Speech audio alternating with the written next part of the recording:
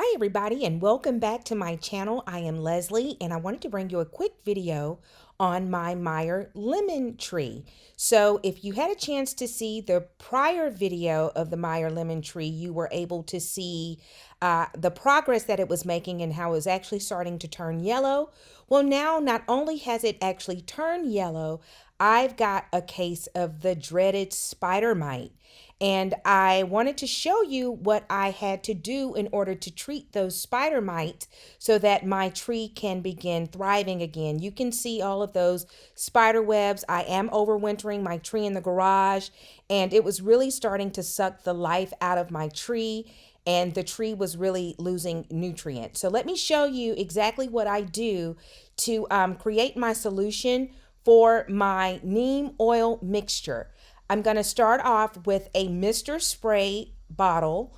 I'm going to use hot water. And the reason why I'm using hot water, you can use hot or warm, but I'm actually using hot water is because once I add the neem oil, that's organic neem oil, it's really, really thick and it really needs to have a hot liquid in order to dissolve some of the viscosity of the neem oil because it's really thick and we really want it to be more fluid. So I'm going to add about a capful of that neem oil, which is probably equivalent to about a half a teaspoon. And that Mr. bottle is about 5 ounces of water. And then to that, you see me up in the upper right hand corner, I am adding about another half to maybe a full teaspoon of Dawn dish detergent. So that's my recipe for my neem oil mixture. 5 ounces of hot water, half a teaspoon to a teaspoon of neem oil, half a teaspoon to a teaspoon of Dawn, and I'm shaking it up really good, making sure that it's thin enough so that I can start spraying it on my Meyer lemon tree. And it looks well, so let's get ready to hop over. I'm going to show you how I do my neem oil spray. So I am back in my garage and I am spraying all of those leaves. I'm even spraying the fruit because I was seeing little black specks on my lemons. And you know, I'm not just giving it a spray. You're going to see later that I am literally dousing this lemon tree with my neem oil solution. The spider mite problem is probably occurring because I am overwintering my tree in the garage. This is the first time that I had to overwinter my tree in the garage for a full growing season. I got the tree initially last year in 2020 around February, and I just had to overwinter it for a few weeks until it started to warm up and I was able to sit it outside.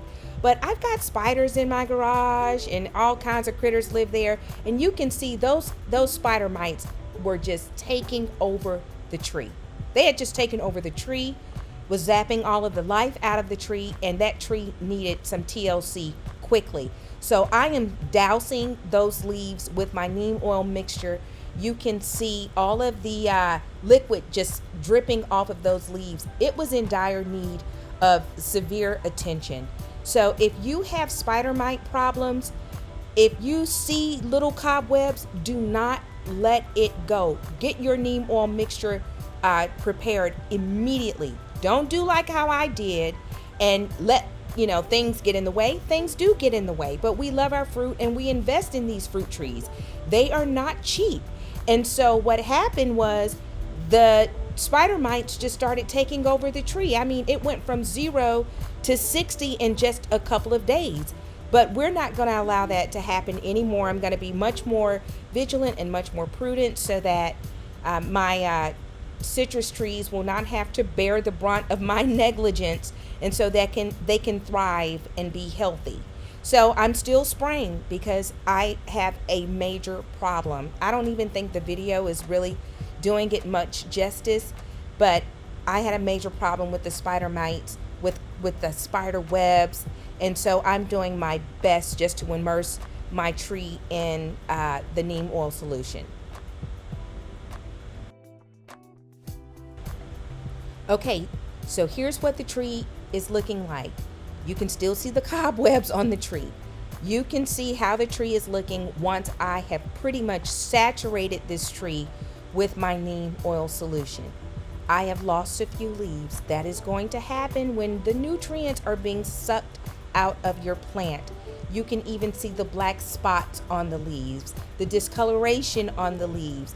The fruit is still hanging in there. It's looking well, it's ripening, but the tree is also getting a little weaker. So we really wanted to pay attention to that and start really working on the tree. So we were expecting a really large amount of rainfall that evening.